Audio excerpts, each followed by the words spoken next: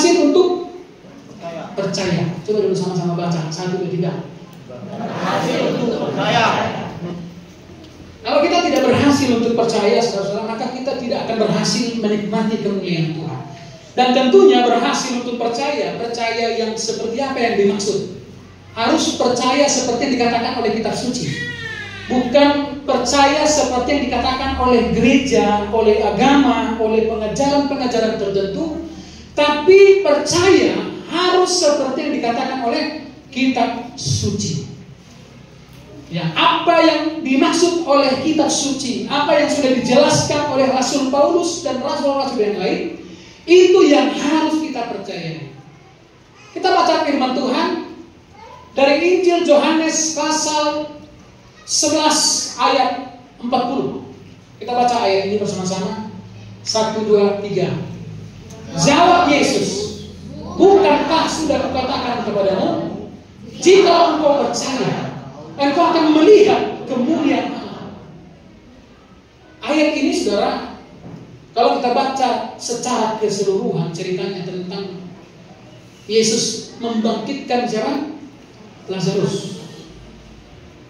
Di tengah-tengah kebimbangan, di tengah-tengah kehancuran, di tengah-tengah kesedihan yang dalam dari keluarga Marta dan Maria, ada satu kalimat yang dilontarkan oleh Tuhan Yesus yang ini yang seringkali gagal kita percaya dalam banyak pengalaman kita hidup ini, saudara-saudara.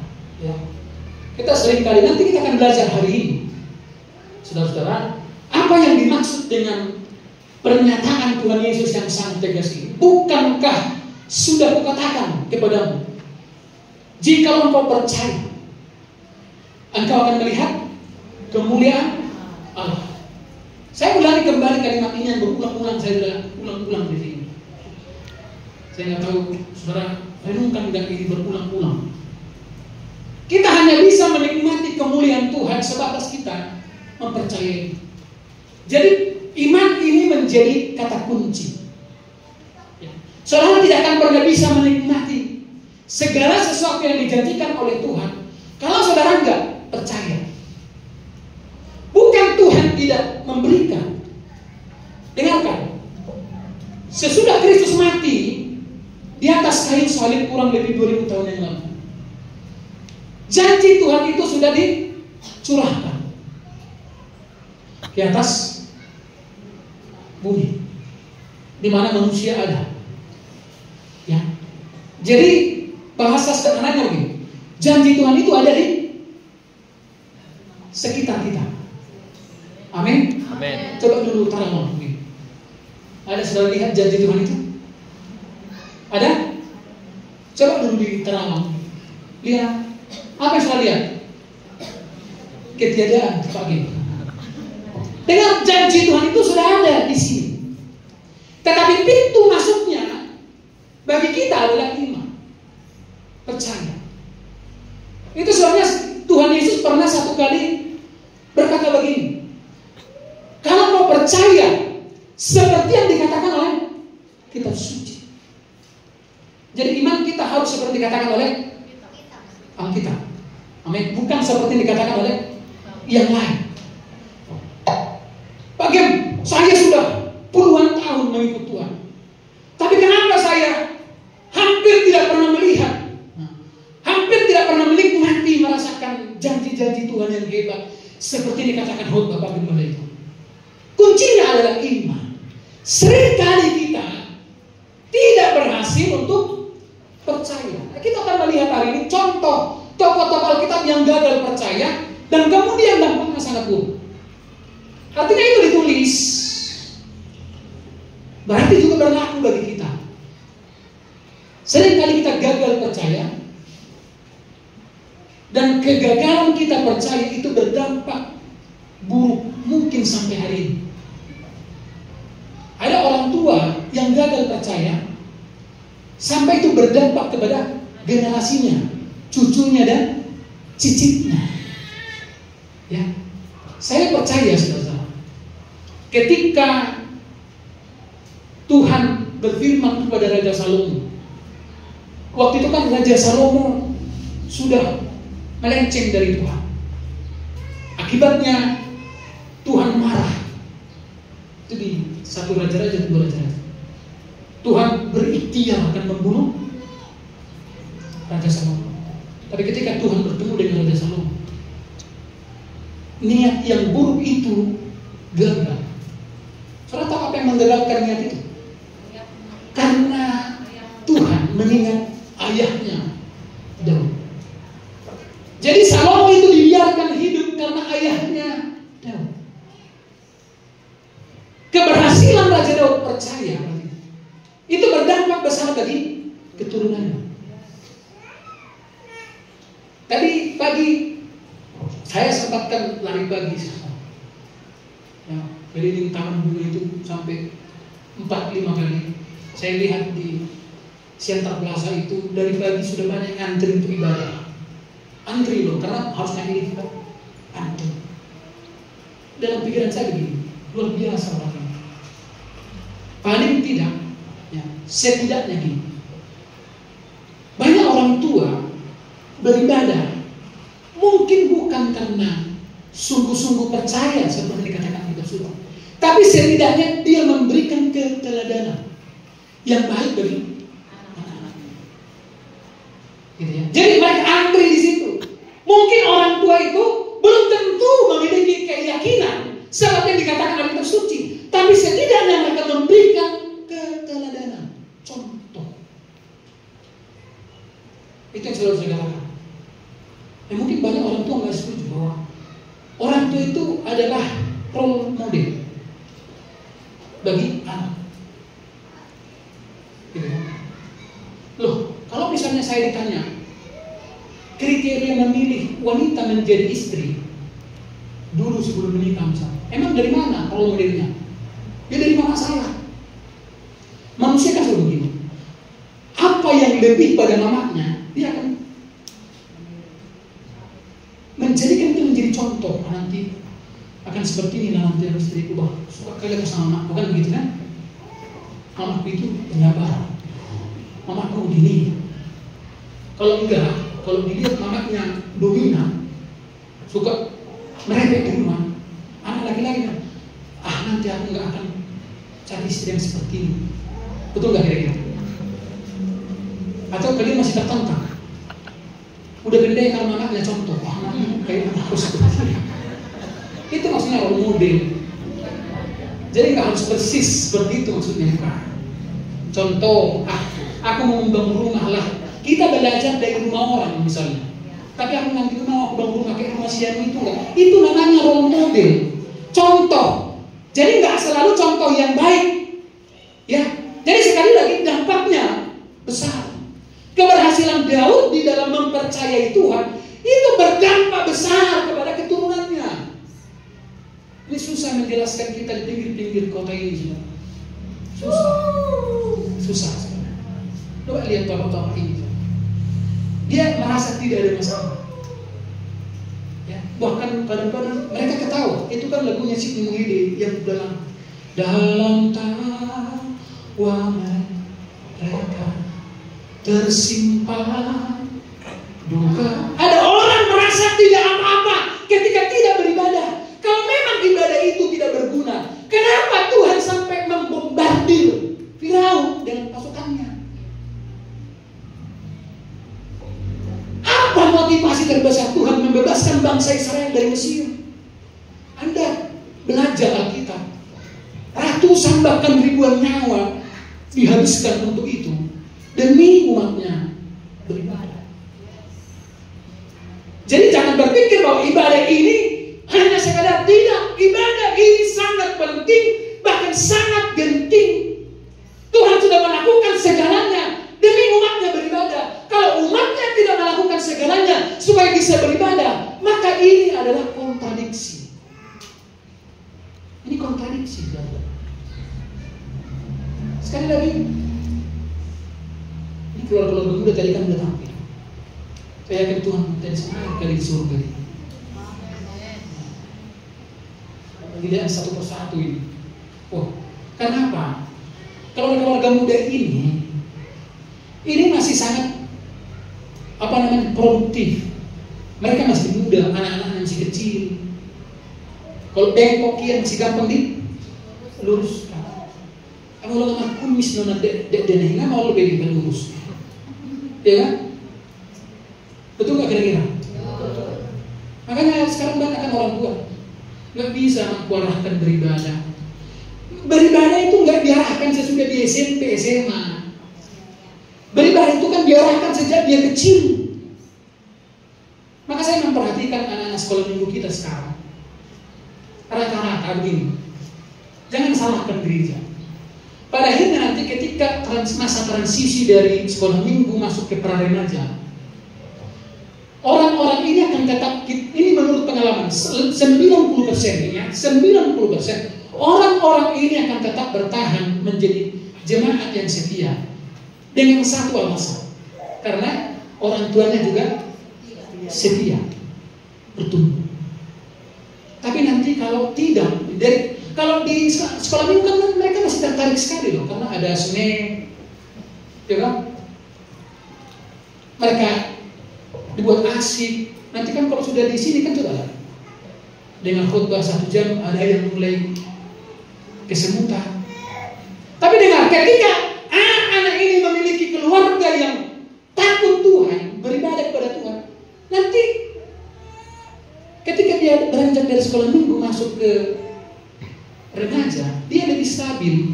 Ingat ya, enggak semua, makanya dari 90%. Artinya ada 10% yang tidak seperti itu. Tapi 90% ini kan sudah sangat mempengaruhi. Itu sebabnya orang tua, Anda harus berhasil percaya.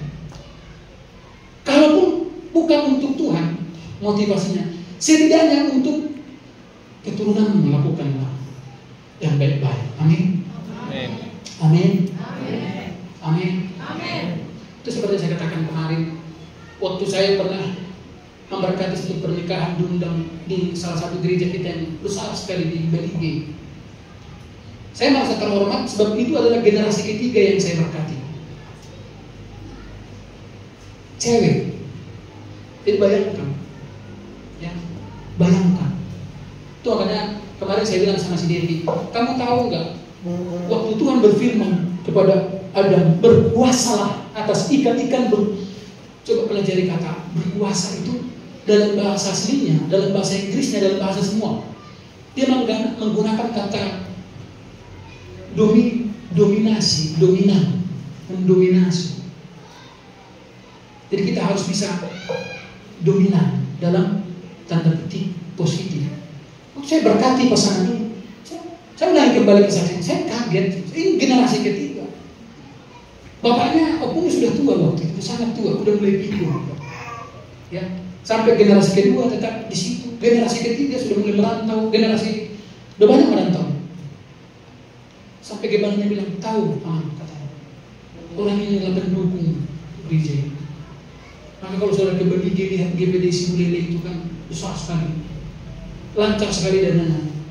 Kemungkinan itu juga banyak dari anak rantau yang berhasil.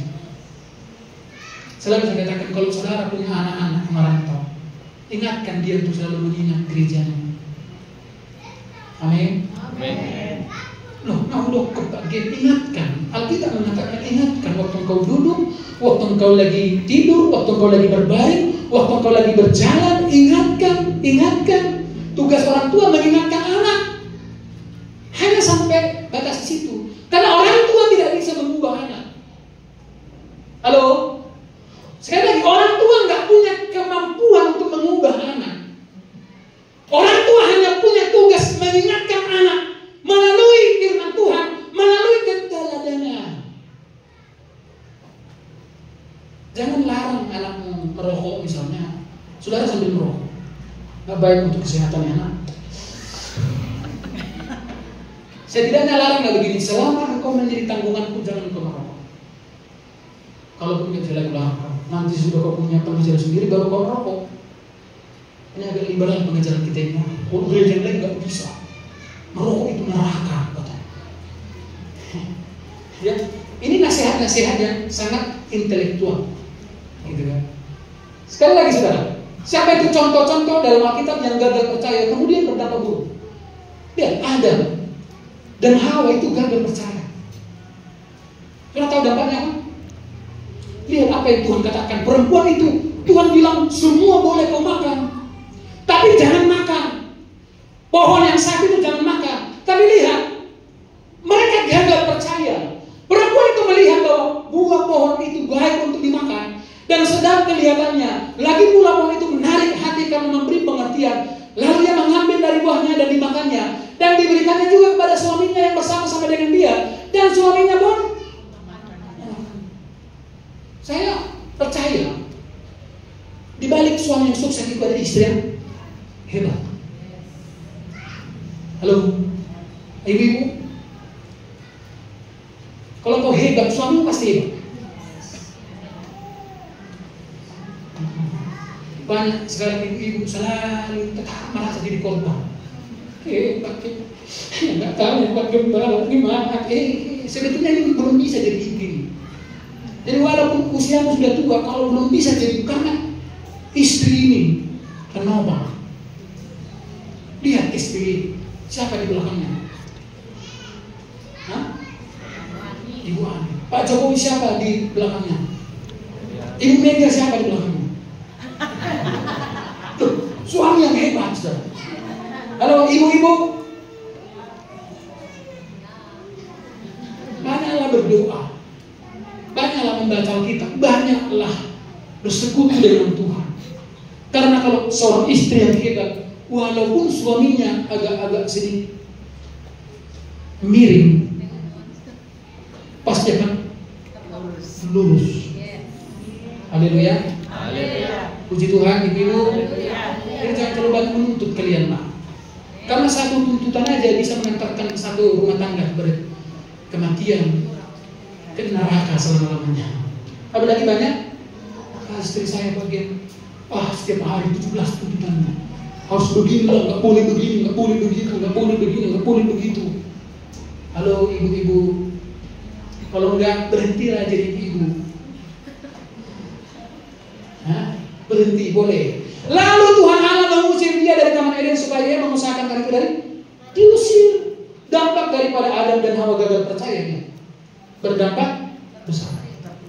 Jadi keadaan hari ini, setuju nggak kalau itu adalah efek dari gagal percaya? Setuju nggak? Setuju nggak kira-kira? Contoh, tidak bersyukur dengan apa yang ada. Akhirnya selalu mengusahakan yang belum ada dengan cara yang ada. Bagaimana sekarang mulai puhon, kalau bahasa Spanyol bilang. Tahu udah puhon? Tahu puhon? Jadi dulu kalau di kampung kami namanya masih teka namanya. Tahu masih teka itu? Jadi nanti bisa bintang-bintang ini, musuh kita bisa bintang, mulai dari kaki sampai badan, bintang semua. Ini yang bahaya. Kita harus melompat sampai ke kepala. Iya kalau musim kemarau, kalau lagi musim hujan, maka tidak heran semua celana kita berlubang semua. Puhot lah namanya. Puhot itu seperti kita membawa beban, sementara nggak bisa berhenti, ya kan? Nggak bisa berhenti. Kita harus tetap jalan, masih jauh, kita sudah kehausan. Itu namanya puhot. Ya, kita serasa nggak mampu. Jadi sekali lagi semua keadaan-keadaan kita hari ini kebanyakan itu adalah akibat daripada kegagalan kita untuk percaya. Ingat selalu saudara, ini penting, kata kuncinya saudara harus mulai belajar sukses mempercayai Tuhan. Walaupun seperti tadi ayat ini, saudara-saudara. Walaupun seperti ayat ini. Bukankah sudah kukatakan kepadamu, jika engkau percaya, ini kan sesuatu yang mustahil. Lazarus itu sudah mati. Mungkin pun kalau waktu itu saya ada di zaman itu, saya lah mungkin yang pertama tidak percaya. Maka selalu saya katakan, percaya Yesus itu cuma anugerah. Coba kalau saudara ada di zaman Yesus waktu itu, termasuk nggak saudara orang yang mengikuti Yesus itu? Hah? Termasuk nggak? Coba bayangkan kalau tiba-tiba hari ini ada pengemis di taman bunga sana, tiba-tiba dia mengaku sebagai juru selamat. Percaya nggak itu? Kira-kira kan di zaman Yesus kan kira-kira seperti itu keadaan waktu itu. Bagaimana menjadi seorang raja miskin? Jadi saya percaya bahwa satu-satunya alasan orang bisa mempercayai sebagai Tuhan itu hanya anugerah. Makanya nggak banyak, sedikit. Selalu saya bilang sama ibu gembala ini, keadaan yang paling dirasakan oleh orang yang sudah menerima anugerah Tuhan adalah kesepian. Lu mana buktinya? Saya kasih bukti. Di zaman perjanjian lama, nabi-nabi itu loh, dari sekian ribu orang cuma saja yang dipanggil. Gak ada yang percaya. Saudara tahu kenapa Nabi Yunus lari? Ketakutan dia karena gak akan ada mungkin orang yang mempercayai itu. Sehingga dia mulai melarikan diri dari panggilan Tuhan. Dia benar-benar kesepian.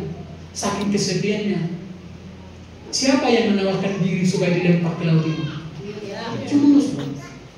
Dia berpikir, Tuhan gue nggak mati. Ya, dia pikir kematian bisa menghentikan panggilan Tuhan. Tuhan mengendalikan semua alam. Haleluya. Haleluya. Tuhan mengendalikan ikan besar itu.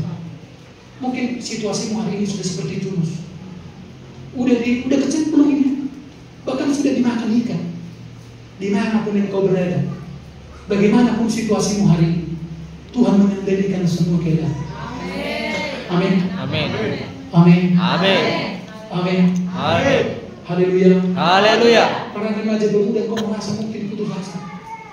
Kau melihat keadaan orang tua, keluarga yang tidak mungkin. Dengar, Tuhan cuma bilang, ikan, muntahkan. Bantu ikan itu. Dan yang paling anehnya, kok sopan kali ikan itu. Muntah di mana dia? Enggak di tengah laut, di pantai. Gitu. Kalau Tuhan sudah mengendalikan, semuanya menjadi aneh. Haleluya. Haleluya. Puji Tuhan. Haleluya. Hanya satu yang dia minta, Agar kita percaya. haleluya. Saudara boleh gagal dalam banyak hal, bahkan mungkin dalam semua hal, tapi satu hal, saudara jangan sampai gagal percaya. Karena kalau saudara sudah gagal percaya, saudara akan terperosok. Musa gagal percaya, lihat. Saudara tahu efek kegagalan ini? Lihat ya.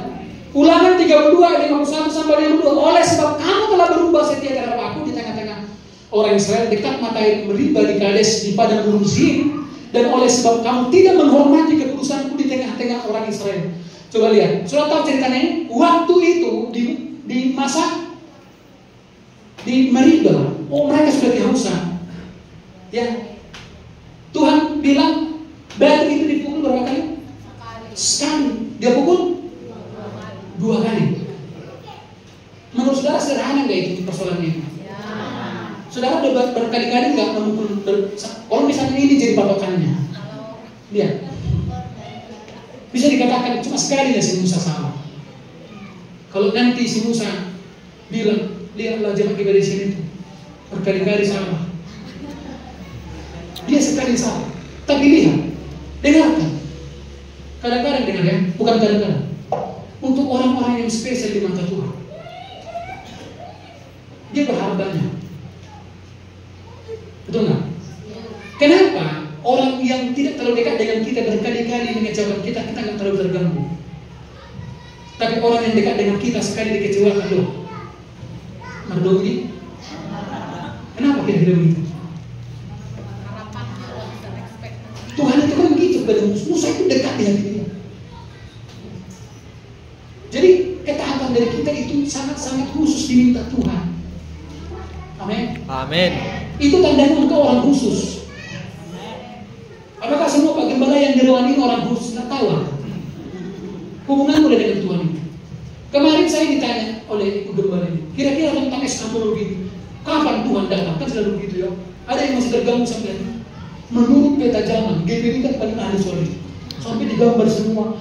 Nah, Tuhan Yesus datang tahun 2035. Saya bilang sekarang tidak ada di posisi itu lagi. Nggak perlu gambar-gambar peta zaman di mana titik ini, titik itu, titik balik, titik ini nggak bisa. Di mana nanti kita dijemput. Saya bilang saya gambar ini.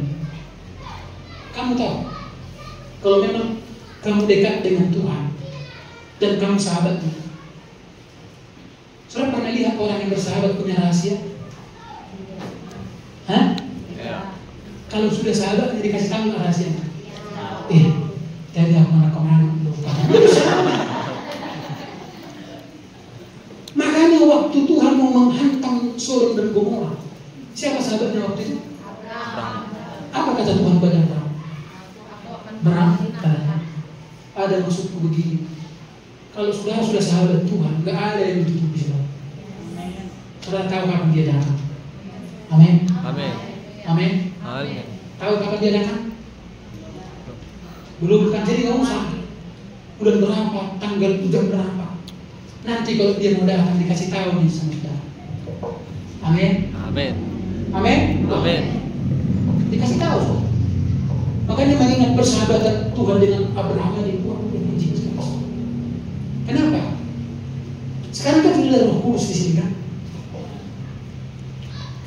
Di mana Roh Kudus sekarang? Kira-kira Roh Kudus tahu kapan dia datang? Hah? Tahu. Masa Roh Kudus nggak kasih tahu ke kita? Kecuali kita nggak berkawan sama? Iya, walaupun tinggal di. Kalau ada orang Kristen begitu, dari 100 kata Roh Kudus, dari 100 kata Roh Kudus, 120 dilanggar. Dia tidak memiliki kepekaan dengan Roh Kudus. Rata dikatakan para pebisnis, para bapak-bapak ibu yang sedang bekerja. Kalau engkau bersahabat dengan Roh Kudus, engkau akan berhasil. Dia yang membisikkan, buat begini. Kau ke sana. Kau ke sana. Aneh saudara. Waktu murid-murid mengatakan, guru, kita mau bayar pajak nggak ada uang. Apa kata Yesus? Kau pergi ke sungai, pancing ikan. Di mulut ikan yang pertama ada siapa yang taruh uang itu di situ? Ketaatan itu akan menghasilkan mujizat. Amin. Amin. Ada bapak-bapak mulai datang akan kau baca firman Tuhan. Saat kedua kau setiap hari, kau nanti akan dituntun oleh Roh Kudus sendiri. Ketika kau ada di kantormu, di pekerjaanmu, perhatikan, selalu ada peluang-peluang yang Roh Kudus tawarkan. Buat begini, sehingga kau bilang, wah, luar biasa. Rasanya tahun ini kok harus membangun rumah lagi satu lagi. Itu bisa menambah aset. Ketika kau dekat dengan Roh Kudus, karena Roh Kudus itu tahu, dia tahu di mana peluang-peluang, di mana dia tahu. Cuma jangan terjemahkan, oh berarti setiap hari nanti saya dapat uang, lagi uang. Wah. Ya, lihat.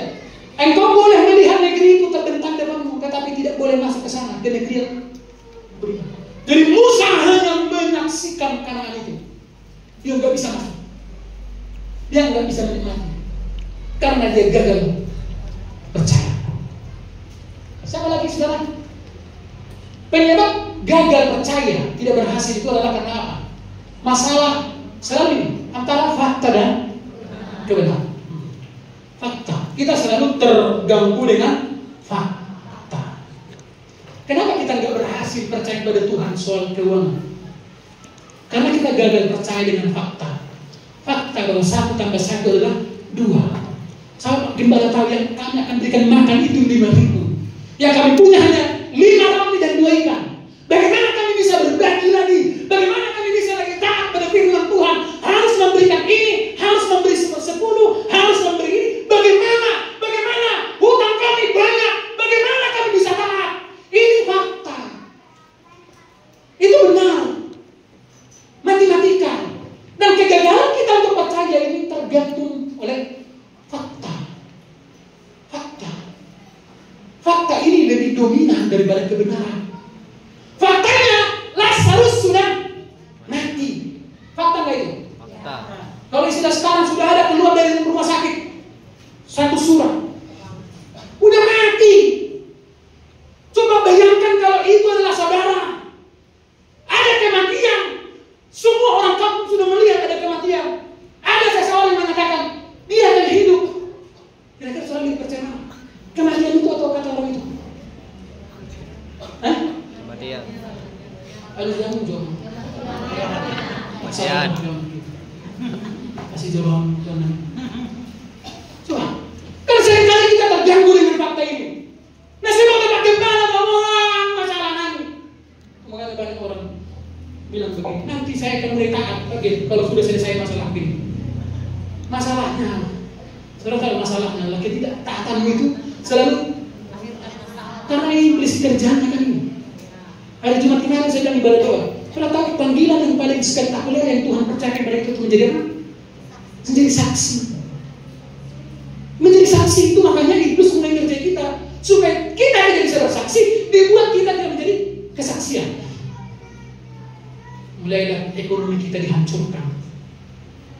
Karena Tuhan kita mau juga kita bersaksi melalui finance, memberkati orang. Tuhan mau juga kita memberkati orang.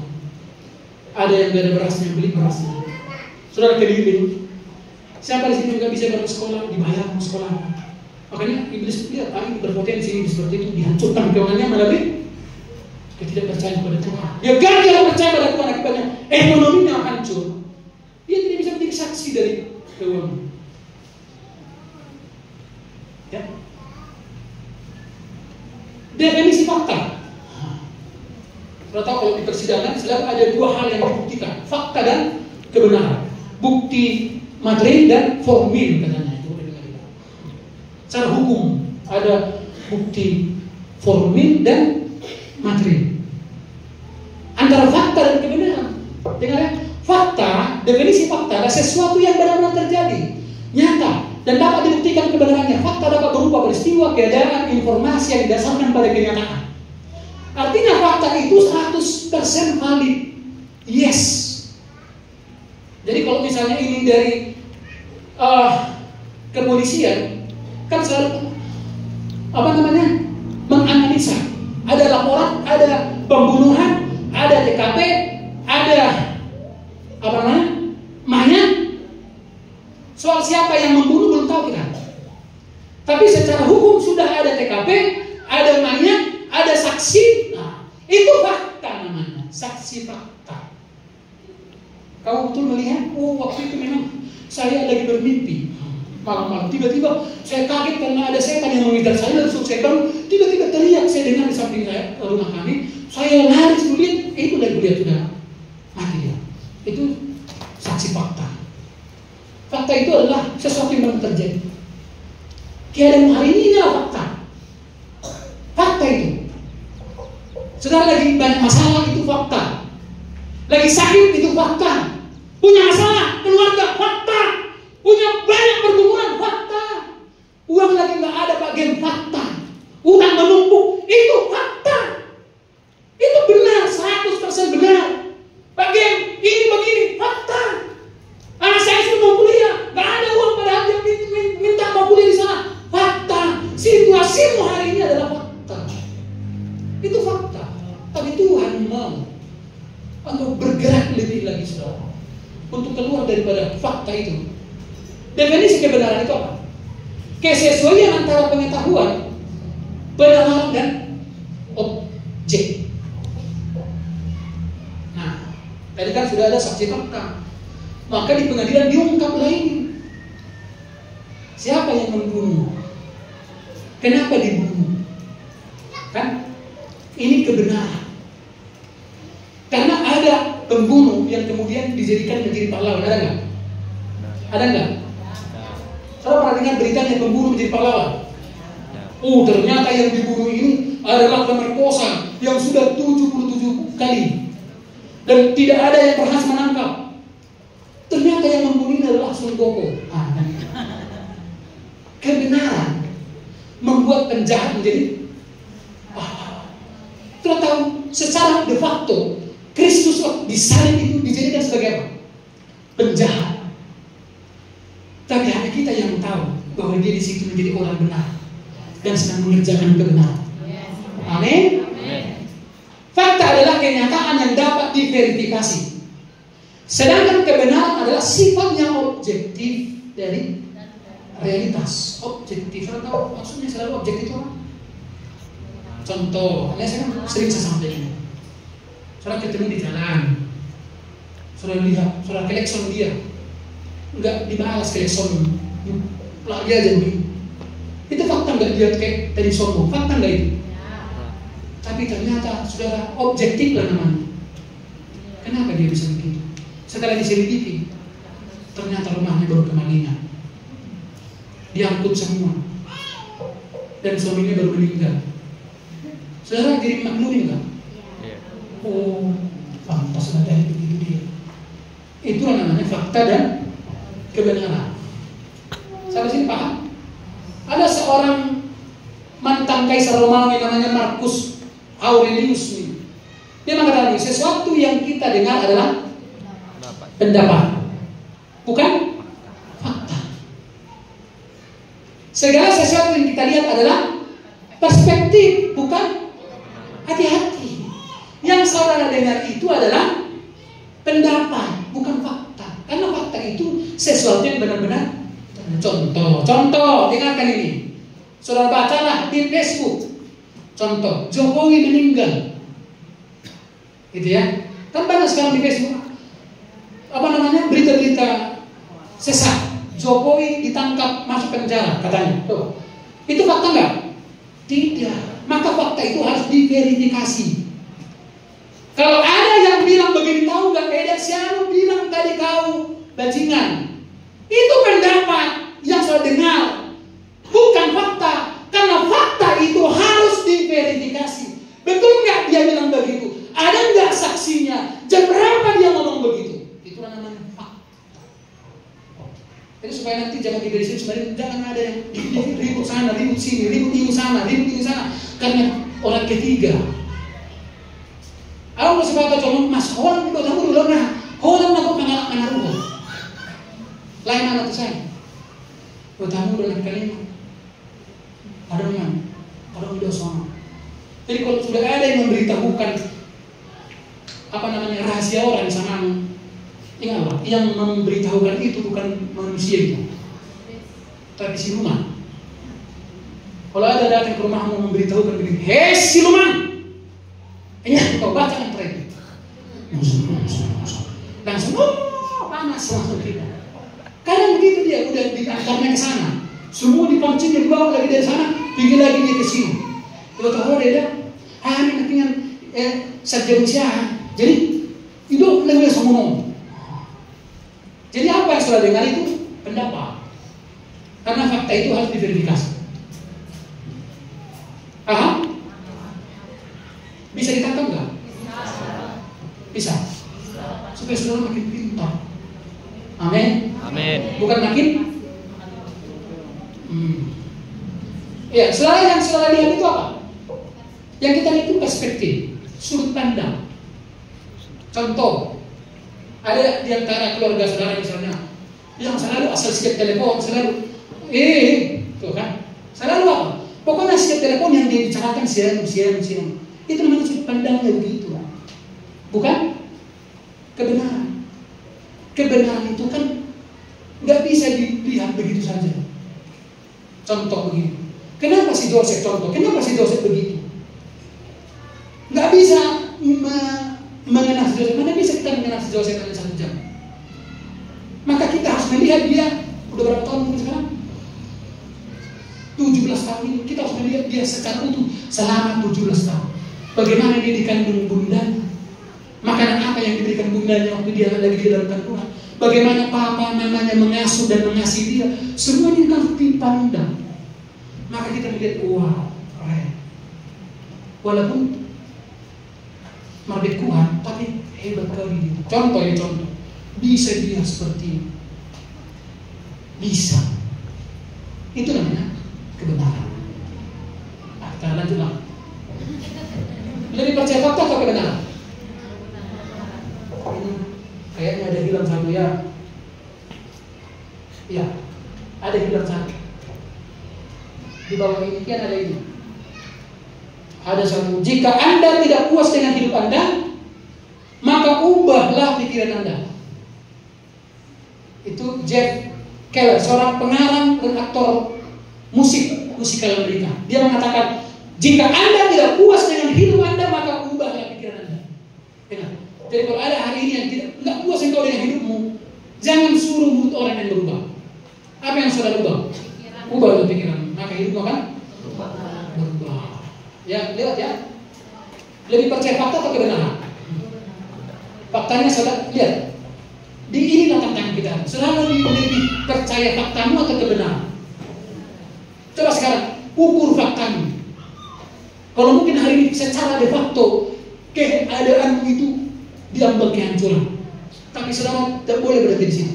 Saudara harus percaya ada kebenaran. Amin. Amin. Ada kebenaran. Di mana Yesus mengatakan, bukankah sudah kukatakan, engkau akan melihat kemuliaan Tuhan jika engkau percaya. Halo, halo. Hari ini keadaan bisa berbalik kalau engkau percaya. Lihat, faktanya salah.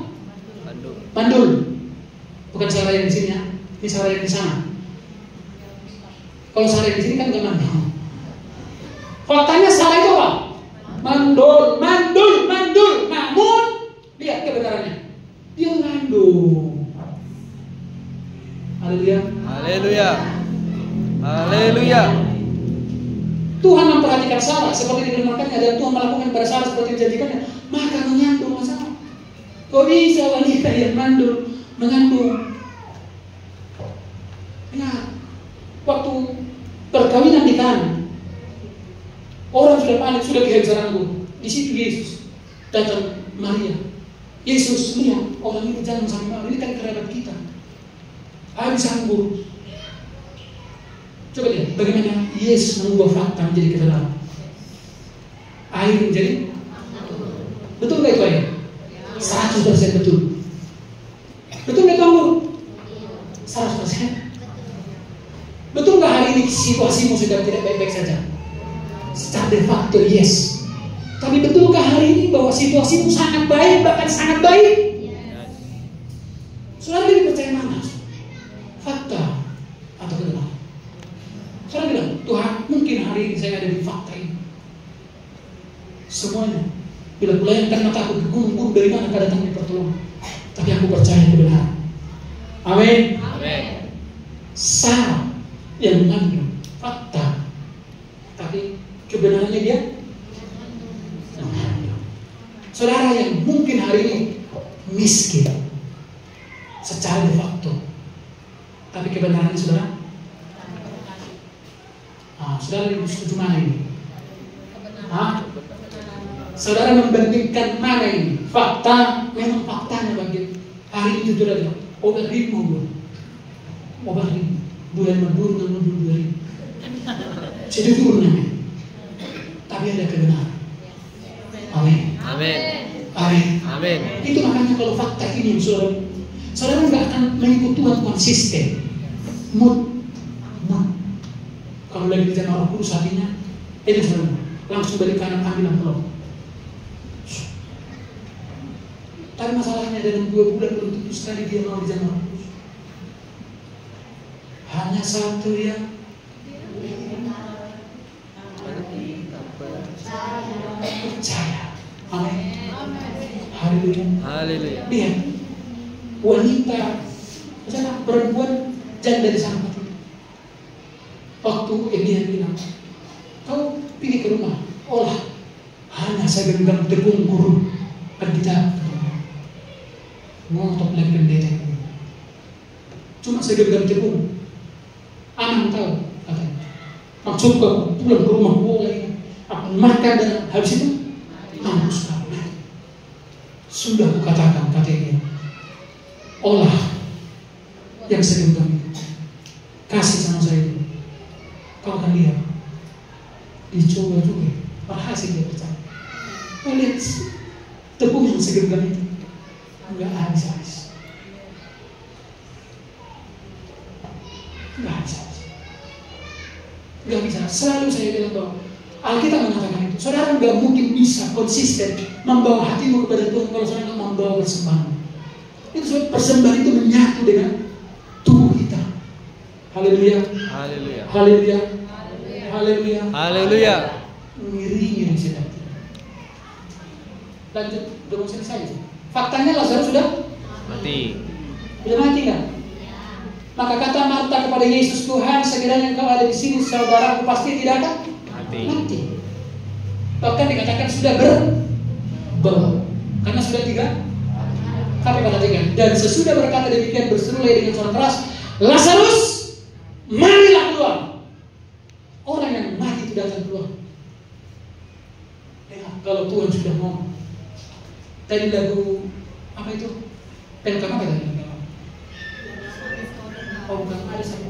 Gunung tunduk, laut bergelora, mendengar suara Yesus ngomong, orang mati pun bisa bangkit. Amin. Hari ini yang mungkin sudah mati keadaan, mungkin ada ini sudah, saya bukan lagi sekarat Pak Gembala, sudah benar-benar mati di hari ini. Tuhan kalau sudah berfirman, yang mati pun bisa bangkit.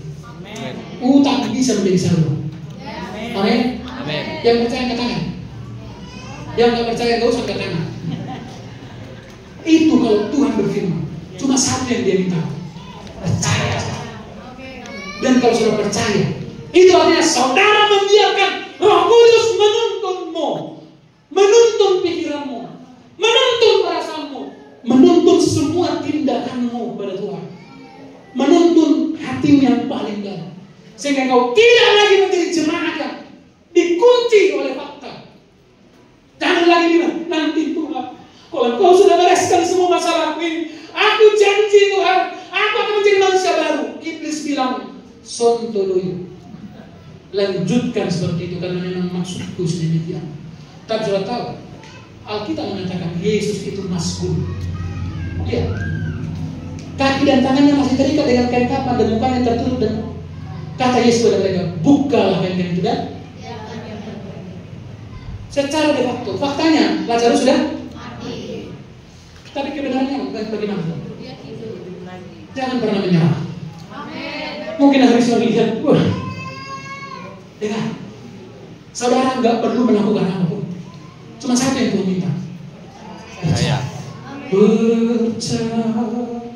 Percaya saja, percaya saja, semua pasti jadi. Mungkin kita sedang diperhadapkan atau sedang mengalami fakta-fakta yang buruk, pastikan berhasil. Saudara harus berhasil percaya. Amin. Amin. Haleluya. Haleluya. Haleluya. Haleluya. Haleluya. Haleluya. Ini yang selalu saya katakan, bahwa iman itu sejatinya mengubah ini. Kau tahu ketika Petrus bilang begini sama Yesus, kalau betul-betul engkau itu Tuhan, suruh berjalan di atas air ini. Apa kata Yesus? Sini. Datang Petrus, bisa nggak jalan? Tapi ketika Petrus terganggu dengan fakta, dia mulai merasa angin. Oh, moga. Tapi seperti itu pun Tuhan mengabulkan. Halo, fakta itu menyakitkan kan? Tapi kebenaran itu menghidupkan. Amin. Jadi jangan terganjal dengan fakta, karena iblis akan selalu mengerjai faktamu. Karena memang iblis tahu alasan yang paling potensi untuk menggagalkan imanmu adalah membuat faktamu berbanding terbalik dengan firman-Nya. Adakah mungkin hari ini jemaat yang seperti itu? Kau lihat, kau hitung uangmu pagi 5.000 orang. Jadi nggak tahu lagi apa, cuma 5 roti dan 2. Ini bukan hanya lagi satu lagi bahasa daripada tiang pagi. Kalau ada lagi bahasa yang lebih kasar dari itu, itulah beda buah. Pasaknya itu bukan lagi yang Tuhan bisa membalikkan keadaan. Haleluya. Haleluya. Berapa tahun orang lumpuh yang di kolam BTSD itu di situ? 38 tahun. Faktanya fakta nggak itu? Fakta. Berapa tahun? 38. Kalau lah seandainya orang lumpuh ini tetap aja berdasarkan fakta itu, mungkin sampai hari ini dia masih di situ. Udah berapa tahun dari sini? 6.700 tahun. Jadi saya sudah jadi siluman sekarang. Siluman apa? Siluman bayi. Tapi saya lihat 38 tahun kemudian, sesudah di 38 tahun di sini ada kebaikan. Siapa yang datang? Yesus. Kasih karunia itu datang. Nggak ditanya berapa tahun kau di situ. Bukan seperti pemerintah itu, tempat tanggal lahir. Nggak ditanya kan? Nomor KTP. Hah? Kau kerja di mana? Berapa gajimu? Nggak ditanya. Cuma satu. Mau kawan kau? Udah 38 tahun. Tuhan pun maklum. Karena fakta itu sudah sangat menghancurkan pikiran. Yesus bilang, mau kan kau sembuh? Berdirilah. Angkat pinggangmu. Dikasih beban lah. Berjalan. Apa yang dilakukan? Dia berdiri. Dia mengangkat pinggang. Dan dia berjalan. Pertanyaan, berapa tahun dia untuk melakukan itu semua? Berapa tahun dia menunggu di situ dengan fakta ini? Berapa tahun dia menghalangi pembaharuan itu? Seketika itu. Seketika itu. Seketika itu. Tuhan minta saudara percaya. Amin. Haleluya. Kita angkat dulu satu lagu. Ku hidup karena percaya.